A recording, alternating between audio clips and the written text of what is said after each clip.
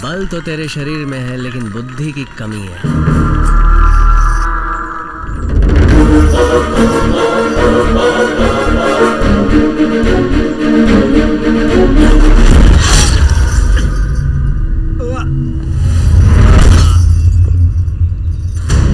जब हार गया तभी मर गया।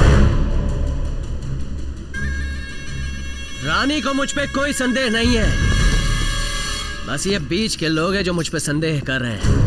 अब बोलिए मुझे किसके साथ लड़के साबित करना है? तुमसे लड़के साबित करूं या तुमसे लड़के साबित करूं? अब बस भी करो ना। बोलिए, मैं किसी से भी लड़ सकता हूं। तुमसे लड़ूं या तुमसे लड़ूं? अरे ये क्या कर रहा है? खत्म हुई कहानी को फिर से शुरू कर रहा है। कोई जो मुझसे लड़ना हमें साबित करके दिखा सकते हो?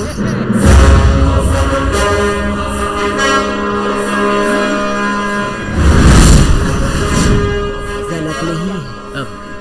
बिल्कुल नहीं रानी। अरे रे क्या है? दवा का असर शुरू होके 8 निमिष पूरे हो गए हैं। तब तो हमारा शनि शुरू हो गया। एक वेताल की तरह लड़के तुमने जीत हासिल की। ये पहला पड़ाव था, मगर यहाँ के कानून के मुताबिक तुम्हें पार करनी पड़ेगी अकेले वेताल की परीक्षा। रानी से बात करने में समय बर्बाद हो रहा है। अगर तुम इसमें जीत गए तो मैं बेशक मान लूंगी तुम एक वेताल हो।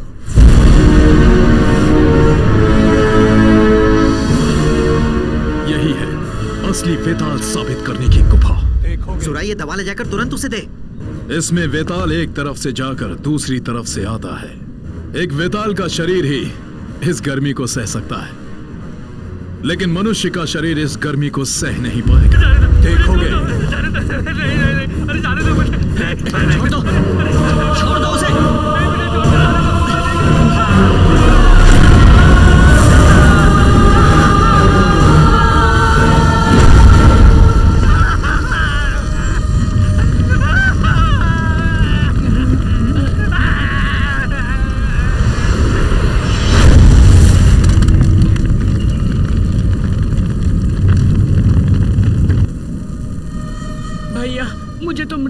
सुनाई दे रही है। मुझे तो वो भी नहीं सुनाई दे रही।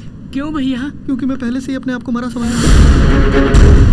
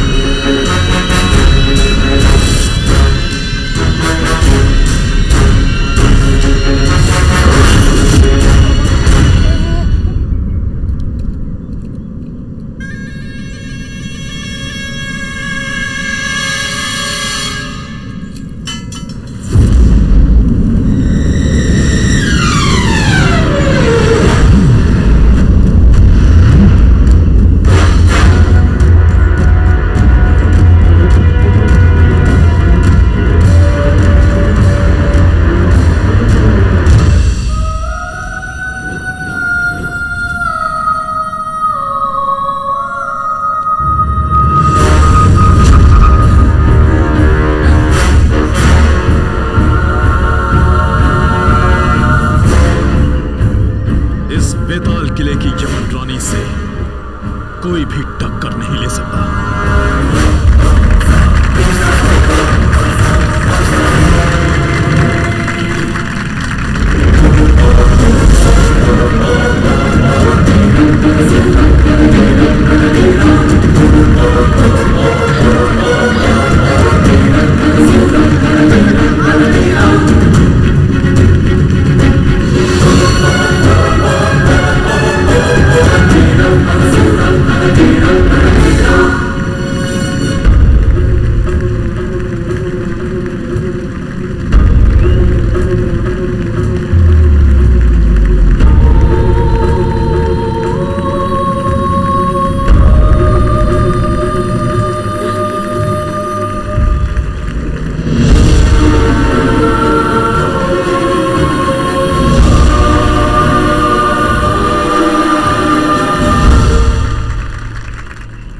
मेरी बेटी राजकुमारी मंताकिनी की शादी महावीर मगधीरा के साथ करने का मैंने फैसला किया।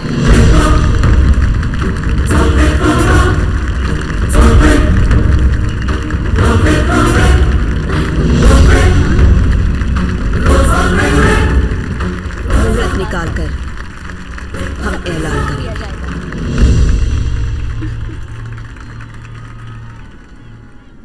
मगधीरा बेताल परीक्षा में भी बच निकला, इससे पहले कि किसी को पता चले। मगधीरा को खत्म करना होगा। वो भयानक दरिंदा कहाँ है? बहुत रो रहे हैं ना? देखो हमारा मगधीरा उठा। शुक्र है, धीरे धीरे उठ रहा है वो। मेरी समझ में ये नहीं आ रहा है कि बेताल परीक्षा में मैं मरा क्यों नहीं। मैं क्या जानूं? मगधीरा, बेताल किले का धोबी तुमसे अकेले में मिलना चाहता है।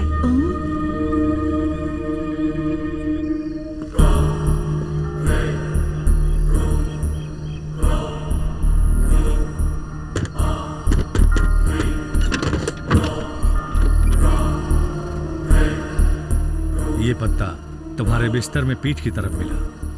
ये तो मैं बचपन से खाता आ रहा हूँ। जानते हो ये पत्ता क्या करता है? तुम्हारे शरीर में जो बेताल शक्ति है उसे रोकते हुए बाहर से एक साधारण मनुष्य का रूप देने वाली अद्भुत जड़ी बूटी है।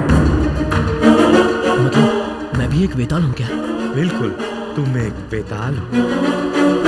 तुम्हारे पिता कौन है पता है?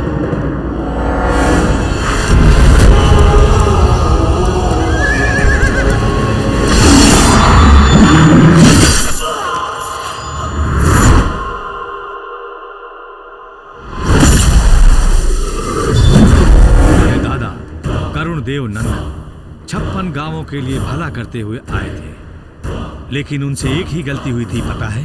वो थी उस जल तरंग को दलपति बनाना, और उस दिन से उसने अपना असली रूप दिखाना शुरू कर दिया। ये सब महाराजा और यमन रानी की आंखों में धूल झोंक कर करने लगा।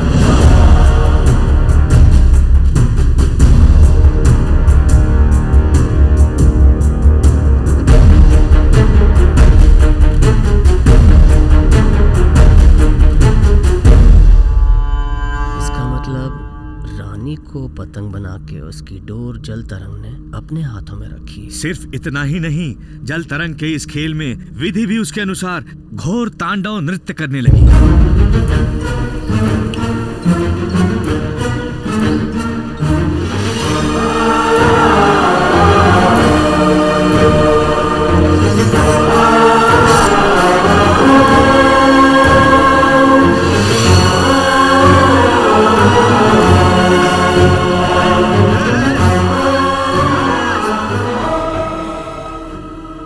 तो फिर श्राप पाने वाले मनुष्यों में से सुरा भी एक है क्या?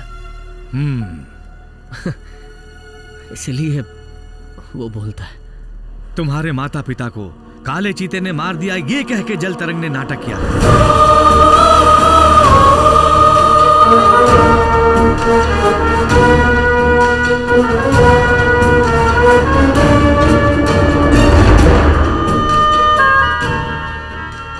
सत्रह साल से बिना कोई रुकावट के वो बलि पूजा करते आया है और ये 18वां साल है। कल सूर्य ग्रहण है, आखिरी पूजा है। मगधीरा, तुम्हें उस पूजा को किसी भी तरह रोकना होगा। पूजा अगर सफल हुई तो पूरी मानव जाति उसके चंगुल में फंसकर मिट्टी में मिल जाएगी। इसे सिर्फ तुम ही रोक सकते हो बेटा। कहाँ गया मगधीरा? दिखाई नहीं दे रहा। कुछ बता के भी नहीं गया। हाँ? ये क्या बड़े भाई के ऊपर हाथ रख रहे हो तुम? हम फंस गए क्या? वही तो। मैं भयानक दरिंदा हूँ।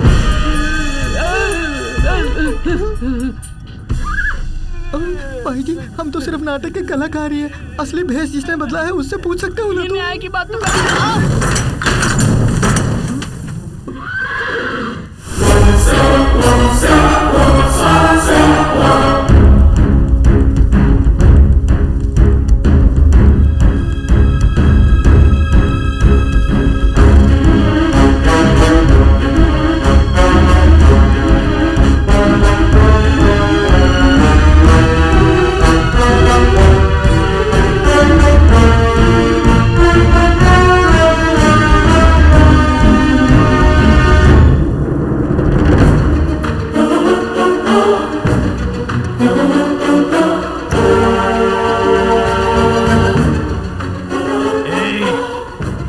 देखते ही हाथ जोड़ने वाले भिखारियों, हमसे ही खेल खेलते हो।